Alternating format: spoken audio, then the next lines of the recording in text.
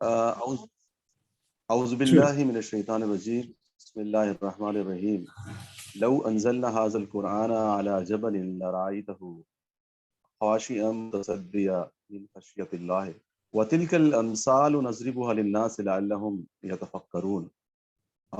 ہم نے قرآن کو، اگر ہم قرآن کو پہاڑوں پہ نازل کرتے تو آپ دیکھتے کہ وہ خشیت الہی سے ریزہ ریزہ ہو جاتا، اور یہ مثالیں ہیں انسانوں کے لیے تاکہ وہ فکر کریں، سوچیں۔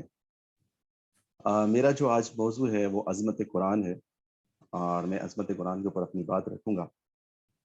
قرآن مجید فرقان حمید اللہ تعالیٰ کی آخری کتاب ہے، اور وہ حضور اکرم صلی اللہ علیہ وسلم پر نازل ہوئی، اور ہم وہ بہترین امت میں اللہ تعالیٰ نے ہمیں یہ شرف دیا کہ ہم اس امت کا حصہ ہیں جس کے نبی صلی اللہ علیہ وسلم ہے، اور جس کی کتاب یہ آخری کتاب قرآن مجید ہے۔ قرآن مجید کی عظمت کا اظہار اس چیز سے ہوتا ہے کہ جس ہستی نے اس قرآن کو نازل کیا وہ خود مبارک، جس ہستی پہ نازل ہوا وہ خود رحمت للعالمین، جو فرشتہ لایا وہ روح الامین، اور جس شہر میں نازل ہوا وہ شہر مبارک مکۃ المکرمہ، اور جس ذات نے بھیجا وہ خود مبارک، اور جس رات کو نازل ہوا وہ خود لیلۃ المبارک۔ قرآن مجید کی عظمت کا ایک اظہار اس چیز سے بھی ہوتا ہے کہ یہ واحد الہامی کتاب ہوگی شاید تاریخ انسانی کی کہ جس نے صرف امت کو نہیں، یعنی یا ایھا الذین آمنوا ملتا ہے تو وہاں ہمیں یا ایھا الانسان میں ملتا ہے، پوری انسانیت کو مخاطب کیا ہے۔ حضرت موسیٰ جب تورات لینے کے لیے کوہ طور پر گئے تو انہوں نے یہ اظہار کیا، ربی ارنی انظر الیک، تو رب نے کہا کہ لن ترانی، تم مجھے ہرگز نہیں دیکھ سکتے۔ تو پھر انہوں نے، اللہ تعالیٰ نے حضرت موسیٰ کو کہا کہ تم سامنے والی چوٹی پہ نظر رکھو، تو وہاں پر اللہ تعالیٰ نے اپنی جب تجلی کا اظہار کیا تو وہ پہاڑ وہاں آپ اللہ تعالیٰ کی تجلی سے ریزہ ریزہ ہو گیا، اور خود حضرت موسیٰ جو ہے وہ بے ہوش ہو گئے۔ تو اللہ کی تجلی کا جو اثر حضرت موسیٰ پہ ہوا، اسی طرح ہی اللہ کے کلام کا اثر بھی جس دل پہ پڑی وہ اللہ کی تجلی کی طرح اس نے اس دل کو ضرور گرمایا ہے کلام الہی نے، قرآن مجید نے۔ اللہ تعالیٰ نے قرآن مجید میں فرمایا ہے انما المؤمنون الذین ذکر اللہ وجلت قلوبہم، سورہ انفال آیت نمبر 2۔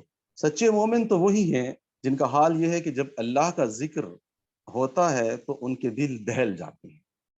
اللہ تعالیٰ نے قرآن مجید میں خود قرآن مجید کے بارے میں جن آیات، بہت ساری آیات تھی، کچھ آیات میں آپ کے سامنے رکھنا چاہوں گا۔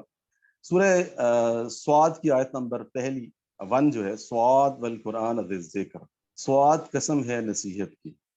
سورہ ہجر میں ہے اِنَّا نَحْنُ نَزَّلْنَا الذِّکْرَ وَإِنَّا لَهُ لَحَافِظُونَ، بے شک ہم نے ذکر یعنی قرآن مجید کو نازل کیا اور ہم خود ہی اس کی محافظت کرنے والے ہیں، اس کی حفاظت کرنے والے ہیں۔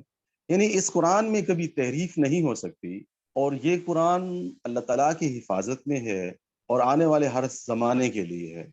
سورہ سواد کی 87 نمبر آیت میں ان ہوا ذکر للعالمین، بے شک یہ قرآن تمام جہانوں کے لیے۔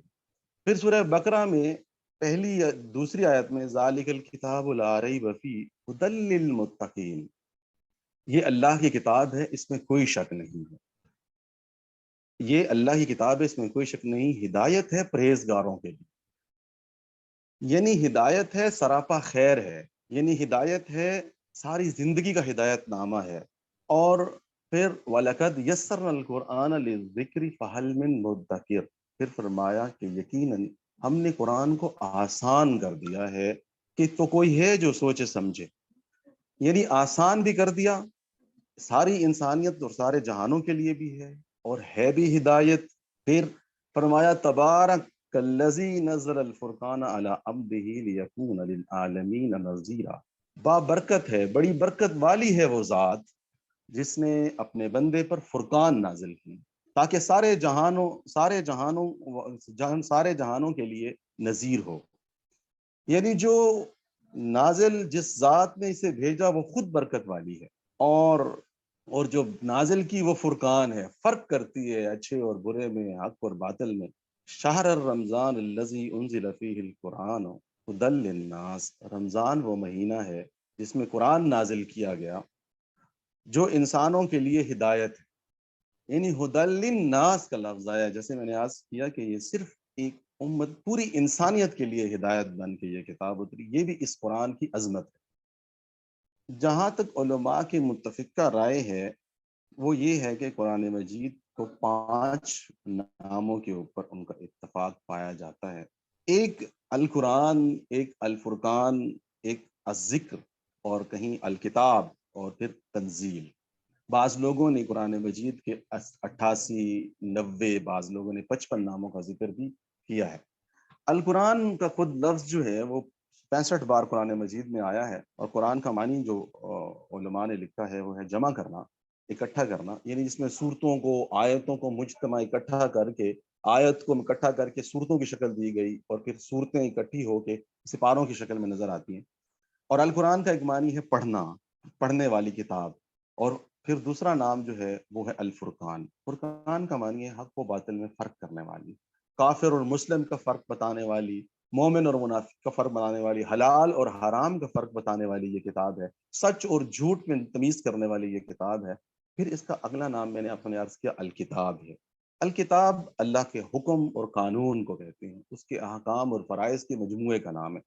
آپ دیکھتے ہیں اس قرآن کے اندر ہمیں نماز کی فرضیت کا پتہ چلتا ہے، روزے، حج اور زکوٰۃ کی معلوم، یہاں سے ہمیں اس کی فرضیت کا پتہ چلتا ہے۔ جن چیزوں سے ہمیں رکنا ہے ان کا حکم ہمیں ملتا ہے، جیسے شراب ہو گئی، چوری ہو گئی، شرک ہو گیا۔ پھر اس کا نام ہے الذکر۔ ذکر کے معنی 3 ہے، یاد دہانی، یاد کرنا، تذکرہ، اور شرف اور عزت۔ علامہ سیوطی نے الذکر کا معنی نصیحت بھی بتایا ہے کہیں پہ۔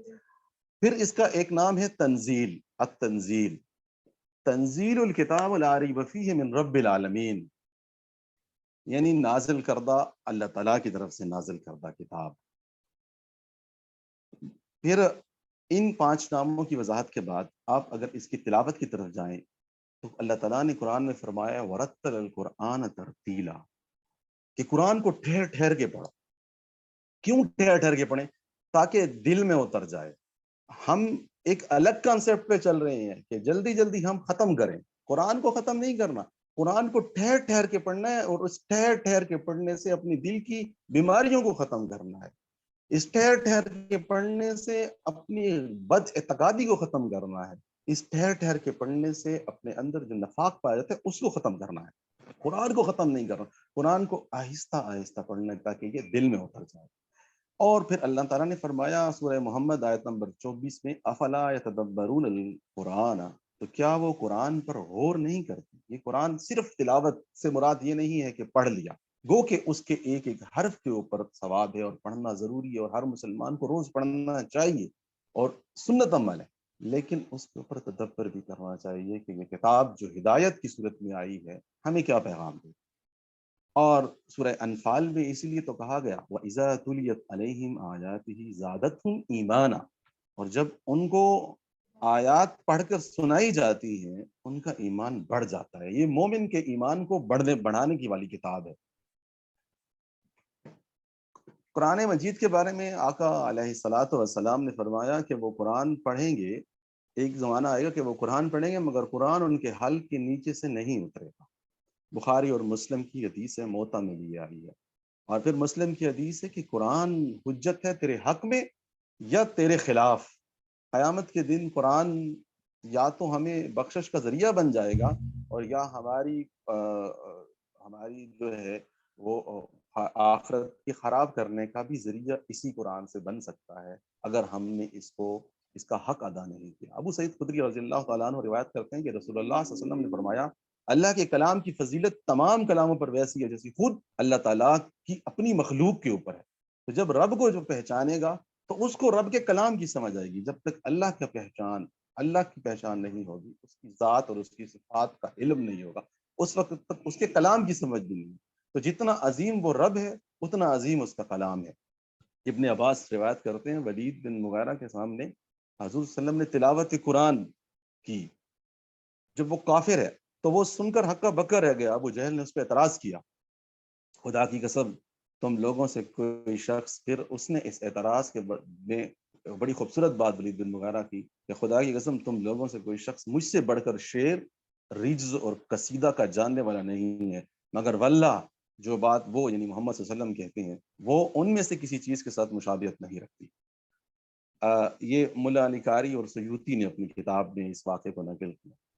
اس کی فصاحت اور بلاغت بھی کمال, اس کا انداز بیان بھی بے مثال, یہ خود پیش گوئی کرنے والی کتاب ہے.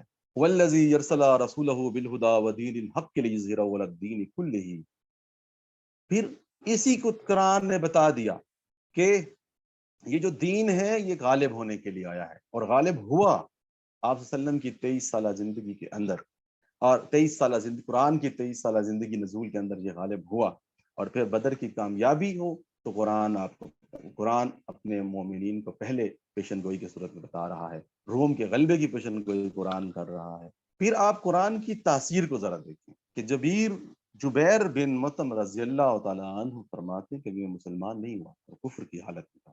حضور صلی اللہ علیہ وسلم کو مغرب کی نماز میں سورہ طور کی تلاوت کرتے ہوئے سنا, تو جب وہ اس آیت پہ پہنچے ان عذاب ربک لواقع, بے شک تمہارے رب کا عذاب واقع ہونے والا ہے, تو وہ کہتے ہیں مجھے یوں محسوس ہوا جیسے میں عذاب کی لپیٹ میں آ گیا, اور اس خوف اور اس خشیت کے عالم کے اندر وہ اسلام قبول کر لیا, انہوں نے اسلام قبول کر لیا.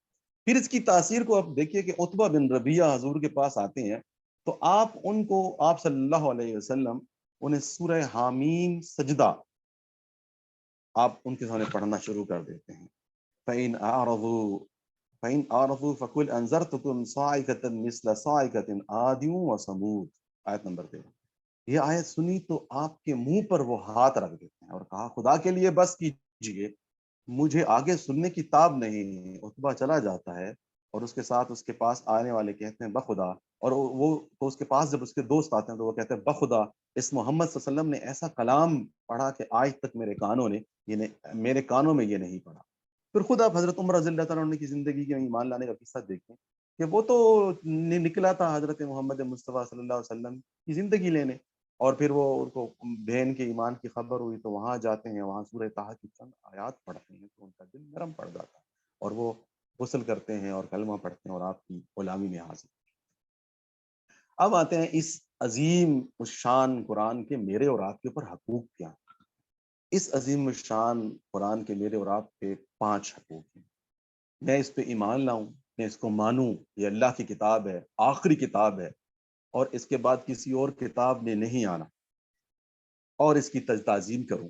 دوسرا, میں اس کو پڑھوں, اس کی تلاوت کروں اور اس کو ترتیل کروں, خوبصورت طریقے سے اس کی ترتیل کروں, اور پھر اس کو میں سمجھوں. تیسرا حق یہ ہے کہ میں سمجھوں یعنی تذکر اور تدبر کروں, اور چوتھا حق ہے کہ میں اس کے اوپر عمل کروں, اس میں جو حکم ہے اس حکم کے مطابق میں اطاعت کروں. اور اس کا 5واں حق میرے اوپر ایک مسلمان کی حیثیت سے یہ ہے کہ میں اس کی دعوت کو جس طرح میں خود سمجھا ہوں دوسروں تک پہنچاؤں. بلغوا انی, پہنچاؤ لوگوں تک چاہے وہ ایک آیت ہی کیوں نہ ہو. قرآن در حقیقت اپنی عظمت کے ساتھ اب اس کا جو دوسرا پہلو ہے وہ ہے یہ قرآن جس دعوت کو لے کر آیا ہے اس کو کیسے پھیلایا جائے. یہ وہ کتاب ہے جس نے 1400 سال پہلے ایک معاشرہ تھا جاہلیت پر مبنی, جب اس پہ وحی کی پہلی روشنی پڑی تو وہاں پہ آپ نے دیکھا کہ ایک ایسی قوم جس کی تہذیب جس کے ساتھ سے نہیں گزری تھی اس کو مہذب ترین قوم بنا دیا, اور وہ لوگ جو اونٹوں کو چرایا کرتے تھے اور بکریوں کو چرانے والے تھے وہ دنیا کے امام بن گئے. ایسا اثر ڈالا اس قرآن نے, اور اس قرآن نے اس پورے معاشرے کی حالت بدل گئی, اطوار بدل دیے, ان کی رسم و رواج بدل گئے, ان کے اچھائی اور برائی کے پیمانے بدل گئے, اور ان کے رشتے بدل گئے اس قرآن کی بدولت. انہوں نے اس قرآن کو سمجھا, اور اس قرآن نے اپنا معجزہ, اپنی عظمت اس پہلی قوم جس کے اوپر یہ نازل ہوئے قریش اور وہ عرب کے لوگوں کے اوپر, اور اس کی ساری 1400 سال کی اس مکی اور مدنی زندگی آپ صلی اللہ علیہ وسلم کی میرے اور آپ کے سامنے روزی روشن کی طرح. ایک ایک واقعہ اس چیز کا گواہ ہے کہ کیسے کیسے لوگ تھے اور کس طرح انہوں نے چند ہی دنوں کے اندر وہ جو ایک دوسرے کی قبیلے کے نام کے اوپر، قوم کے نام کے اوپر اور نام اب ایک دوسرے کی جان لینے کے پیش ہوا کرتے تھے اور لمبی لمبی جنگیں لڑا کرتے تھے، وہ ایک اللہ اور اس کے رسول کے لیے اپنی جان ہتھیلی پہ لیے پھرتے تھے اور شہادت کی طلب لیے جیتے تھے۔ آخر کیا تھا؟ یہ قرآن تھا، اس قرآن نے اپنا کام دکھایا تھا۔ پھر اب اس قرآن نے جس نظام عدل و انصاف کی بات کی، اس قرآن نے جس نظام معیشت اور معاشرت کی بات کی، اس قرآن نے جس نظام سیاست کی بات کی، یہ صرف عبادات کے طریقوں کو بدلنے کے لیے کتاب نہیں آئی تھی، بلکہ یہ پورے معاشرے کو بدلنے والی کتاب ہے۔ اور یہ جس طرح اس وقت حق تھی 1400 سال پہلے، یہ آج بھی اسی طرح حق ہے۔ یہ میرے اور آپ کے سمجھنے میں مسئلہ ہو سکتا ہے، میرے اور آپ کے اس کے اپلائی کرنے میں مسئلہ ہو سکتا ہے، لیکن یہ آج بھی اسی طرح اسی آب و تاب کے ساتھ ہے۔ جو اس کو لے کے چلے گا وہ یہ اس کو دنیا کا امام بنا دے گی اور اس کو غلامیوں سے نکال کے بلندیوں میں پہنچا دے گی۔ یہ اس قرآن کا اعجاز بھی ہے، اور اس کا اقامت دین کا کام اس قرآن نے ہمیں بتایا ہے کہ ہم نے اس دین کی عمارت کو دوبارہ کھڑا کرنا ہے۔ وہ اس کو اپنی اس اصلی حالت میں اگر ہم کھڑا کرنا ہے تو اس وقت کھڑا کر سکتے ہیں کہ جب تک ہم اس قرآن کو لے کے نہیں چلیں گے اور اس قرآن کی تعلیمات کے مطابق ہماری پالیسیاں نہیں ہوں گی، ہماری منصوبہ بندیاں نہیں ہوں گی، ہماری صبح اور شامیں نہیں ہوں گی، اس وقت تک کسی تبدیلی ایک خواب تو ہو سکتی ہے لیکن حقیقت کا روپ نہیں ہو سکتی۔ اور عظمت قرآن کو سمجھنا ہے اس وقت تک آپ سمجھ نہیں سکتے جب تک کہ عملاً جس چیز کا اس نے حکم دیا ہے وہ میں انفرادی طور پہ اپنی زندگی کے اندر اور بحیثیت مسلمان قوم اجتماعی طور پہ ہم اپنی زندگی کے اندر اس کو نافذ نہیں کریں گے۔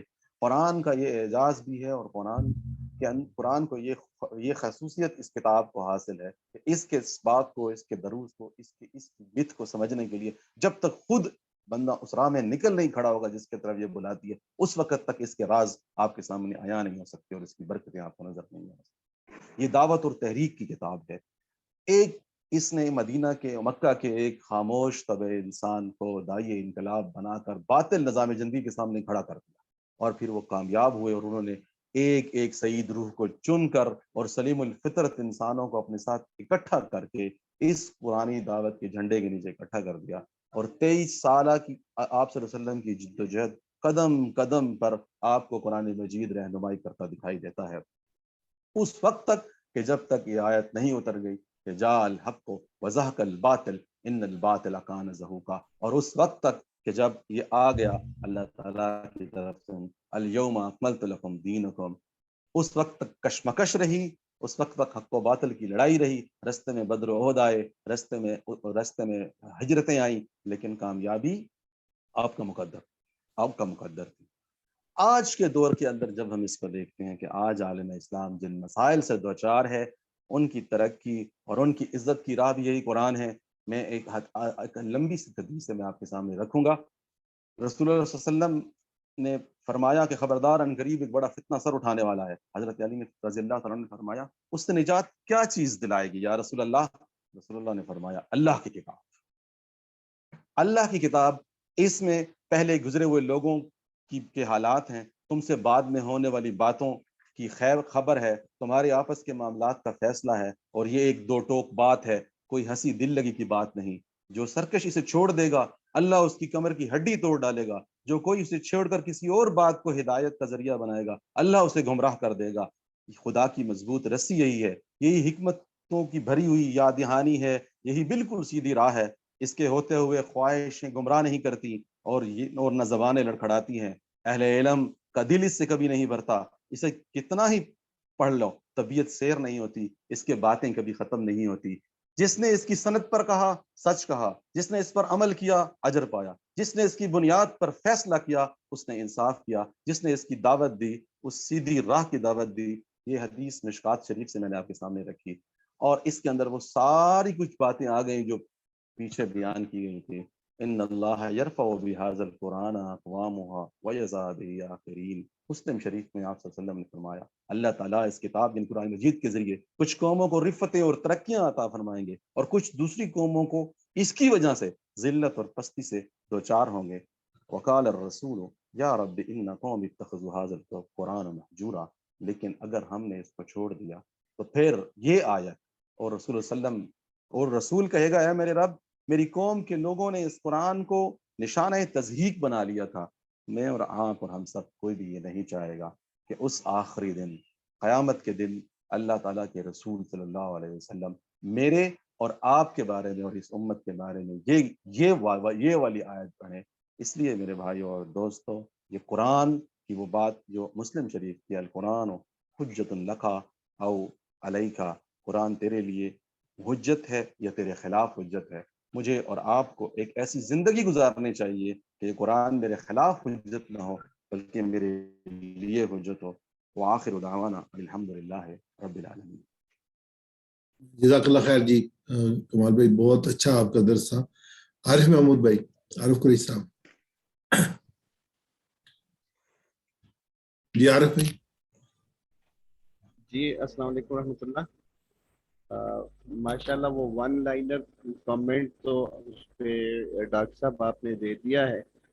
تو اظہر بھائی کے گفتگو کے دوران میں نے جو ہم نے جب پچھلے پروگرام میں جب ان کی گفتگو ہوئی تھی تو اس وقت میں دیکھا تھا، میں نے جو چیزیں نوٹ کی تھی اور پھر بعد میں ڈاکٹر صاحب آپ نے جو چیزیں اس میں بتائی تھی تو انہیں کم از کم ان سب کو جو ہے نا ماشاء اللہ اظہر بھائی نے آج کمپلائی کیا. تو اس طرح اس میں ذکر ہوا تھا کہ اجتماعی آخر میں اس کا جو امپیکٹ آج کے دور میں ساری کی ساری گفتگو کا ہے اس کا ذکر جو ہے وہ خصوصیت سے کیا جائے.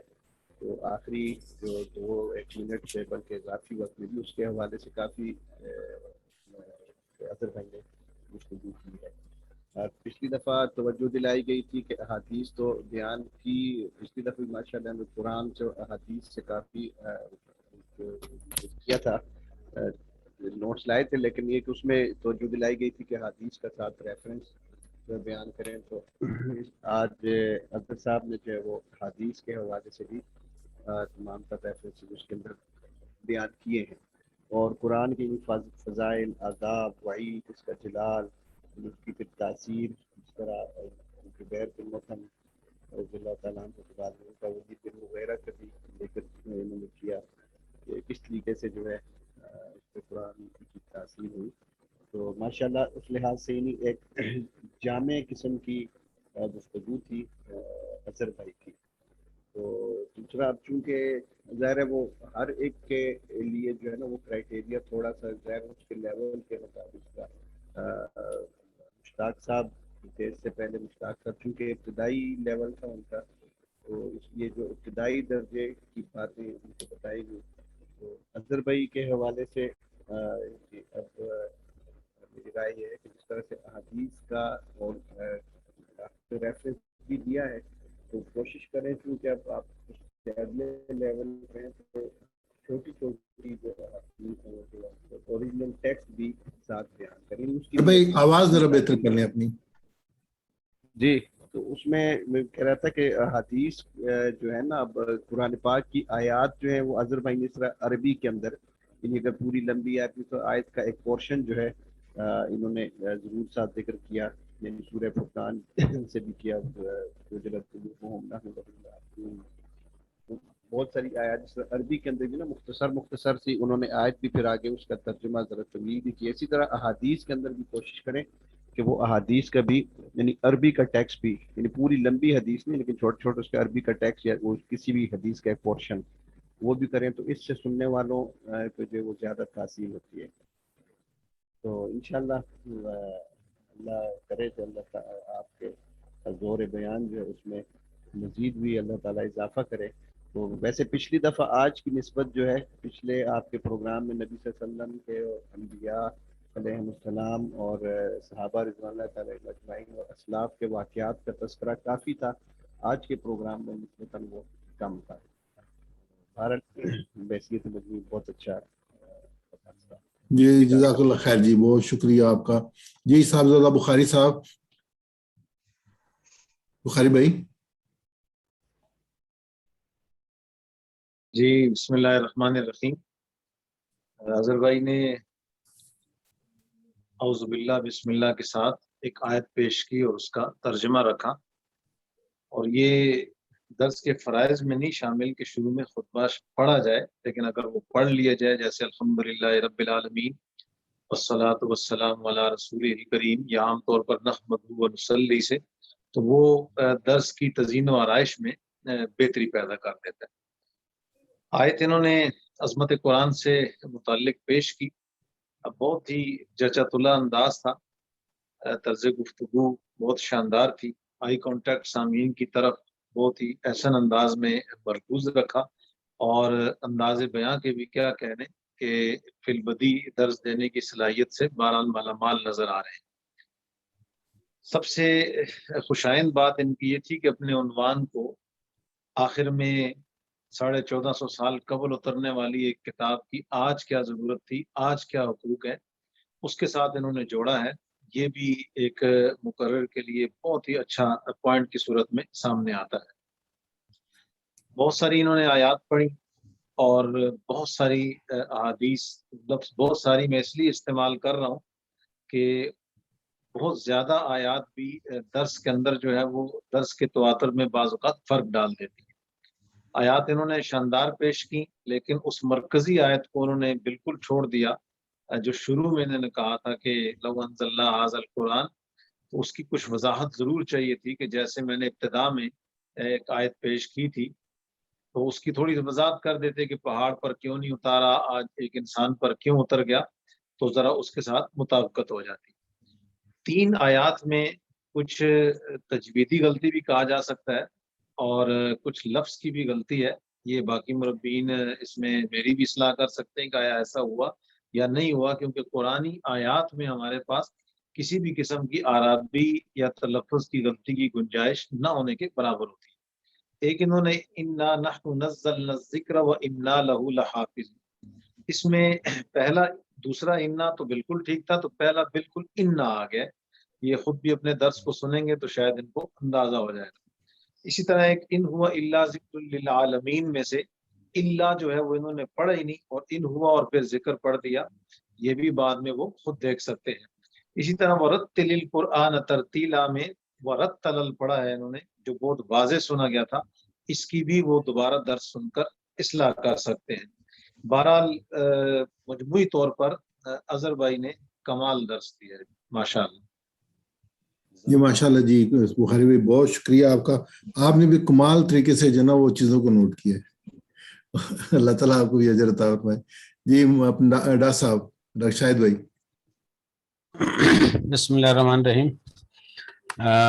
جو عارف بھائی اور صاحبزادہ صاحب کے کمنٹس تھے وہ دراصل کمنٹس اس حوالے سے تھے، جیسے ہوتا ہے نا کہ مختلف لیولز ہوتے ہیں کسی گیم کے یا کسی اور مقابلے کے، تو جو آپ یہ جو کمنٹس تھے وہ ذرا ایڈوانس لیول کے لحاظ سے کمنٹس تھے ان کے، اور ظاہر ہے کہ یہ ہونے چاہیے تھے۔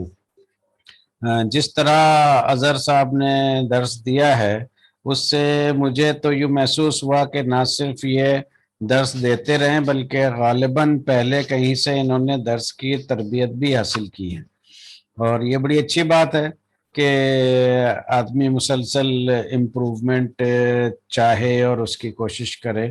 ماشاءاللہ بہت عمدہ درس دیا، خاص طور پر جس طرح آئی کانٹیکٹس وغیرہ کی اور فی البدی گفتگو کی بات ہو چکی ہے، خود جو ان کے ہاتھوں کا استعمال تھا وہ بڑا جارحانہ قسم کا، یعنی بڑا متاثر کن تھا۔ تو یہ اعتماد کی اور تجربے کی غمازی کرتا ہے، تو اس لیے میں نے کہا کہ شاید انہوں نے پہلے بھی کہیں تربیت لی ہوئی ہے اور درس دیا ہوا ہے۔ اس میں ایک بات تو وہی ہے کہ تجوید کی غلطی کی بالکل گنجائش مدرس کے لیے ہے ہی نہیں۔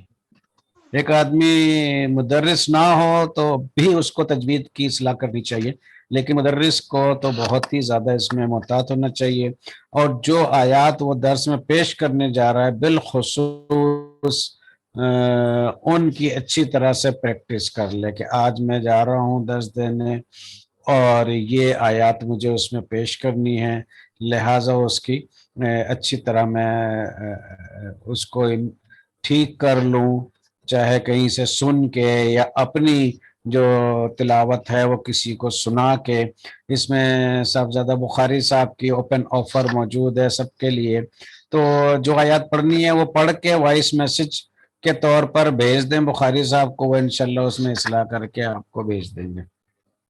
تو یہ باقی ایک چیز جو ہر ایک کے لیے وہ ہے پریکٹس کی، جو ڈاکٹر ظفر صاحب نے بھی گروپس میں بھی ڈالا تھا کہ آپ لوگ مثلا اگلے درس کی تیاری کل سے شروع کریں، ایک ہفتے میں تیاری کر لیں، مٹیریل کلیکٹ کر لیں، اس کو ترتیب دے لیں، منظم کر لیں، پھر اس درس 2-3 دفعہ دے کے پریکٹس کر لیں۔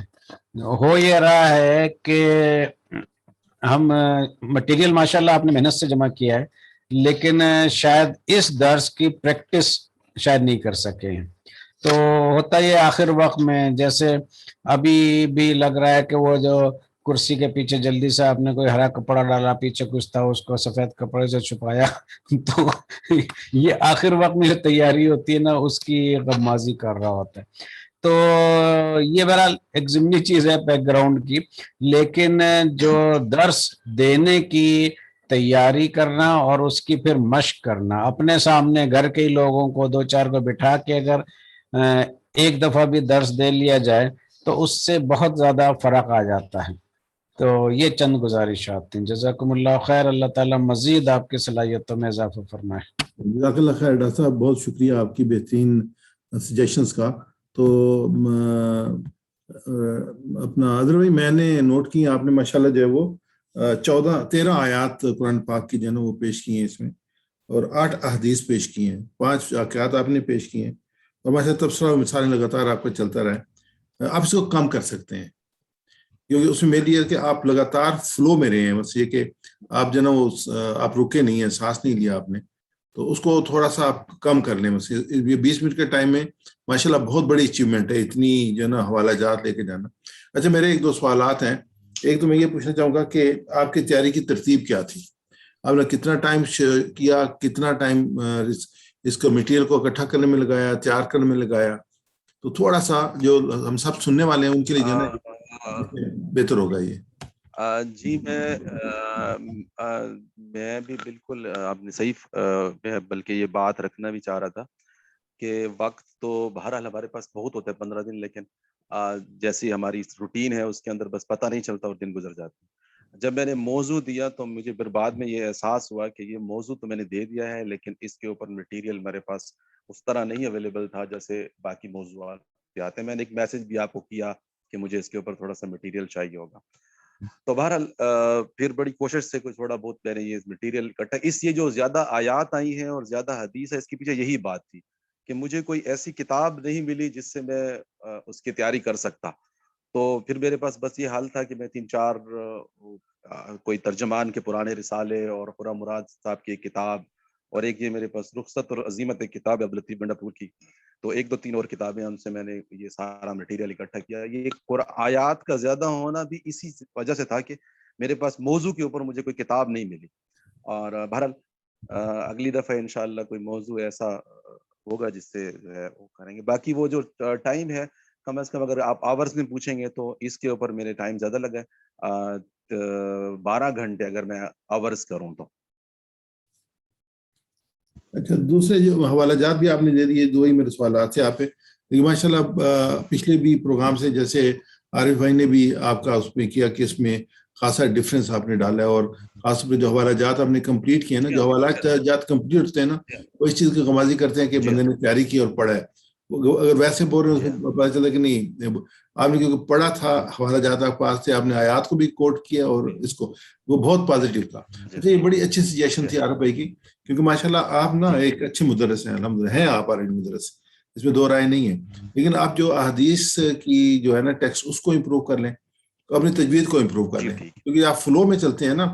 جو آپ کی جو بخاری صاحب نے آپ کی جو سلیپ کی ہیں، آپ اس کو آرام سے پڑھیں گے تو بالکل صحیح پڑھیں گے، اس میں کوئی 2 رائے نہیں۔ میں بھی خود بھی کرتا ہوں، اس لیے مجھے پتہ ہے فلو میں جب پڑھتے ہیں نا تو پھر یہ چیز جو ہے نا وہ زیر زبر کا نا فرق پڑے گا، لیکن اس کو جیسے ہے کہ اگر اس آیت کو 8-10 دفعہ دہرا لیا جائے نا اس کو، کیونکہ پروگرام ہے نا جی، تو اس میں پھر، اور دوسرا جو ہے نا مجھے جو آپ کی بیک گراؤنڈ ہے نا اس کی بڑی ضرورت ہے، جو रफी भाई ने तो कह दिया कि बैकग्राउंड का कोई फर्क नहीं पड़ता, लेकिन मेरे लिए पड़ नहीं, नेक्स्ट टाइम आपको अच्छा बैकग्राउंड, मैं नेक्स्ट टाइम आपको अच्छा बैकग्राउंड मिलेगा। जैसे मिसाल तो आपका ये प्रोग्राम है, मैं ये चाहूंगा कि दूसरे भाई भी उसको ना, अगर मिसाल तो किसी और ने अजमत प्रोग्राम पे मुझे टॉपिक पता चला कि वज़न कुरान पे प्रोग्राम करना चाहते, तो मैं चाहूंगा आपकी वीडियो सुन ले, लेकिन मैं इस हालत में नहीं भेजना चाहूंगा जिसमें अभी है वो। आप तो सुन सकते हैं लेकिन वो अट्रैक्टिव नहीं रहती बैकग्राउंड से, तो मैं इसलिए कहता हूँ जरा बेहतर है। बहुत शुक्रिया आपका, अल्लाह ताला आपको बहुत अजर अता फरमाए और अल्लाह ताला और बेहतर तरीके से आपको, बहुत शुक्रिया जी, जज़ाकल्लाह जी। ये अली गिलानी भाई आप बता रहे थे कौन सा है आपके साथ? अली उमर गिलानी फारूक भाई हैं? हाँ जी, तो ठीक हो। जी जी, उमर और फारूक भाई कहाँ चले गए हैं?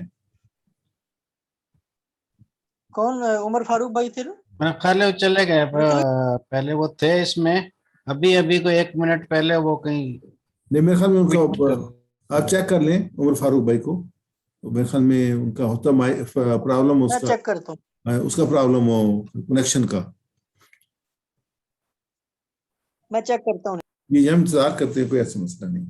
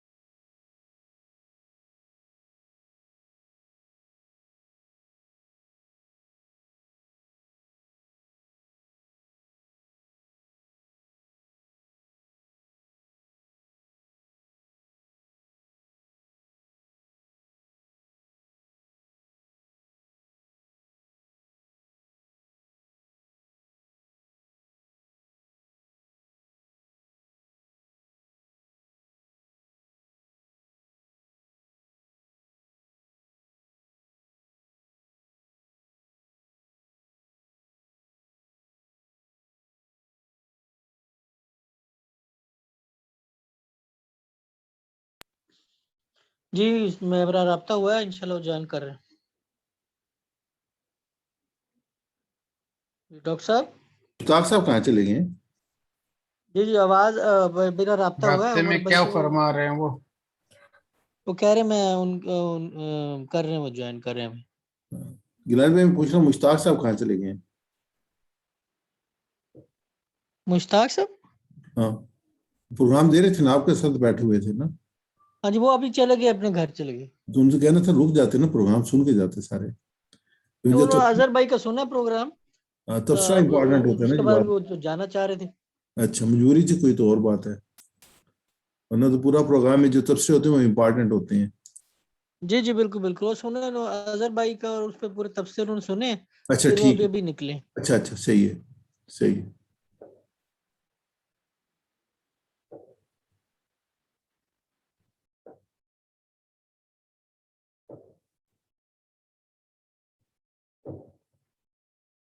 तो उमर फारूक भाई अच्छा आ गए हैं, उमर फारूक भाई।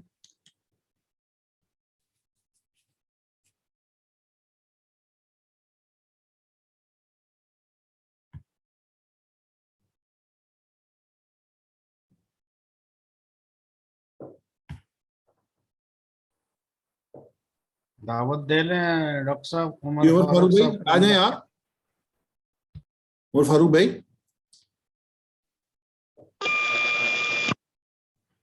जी उमर फारूक भाई 1 मिनट ठहर जाएं आप, मैं आपको जरा ले लूं इसमें।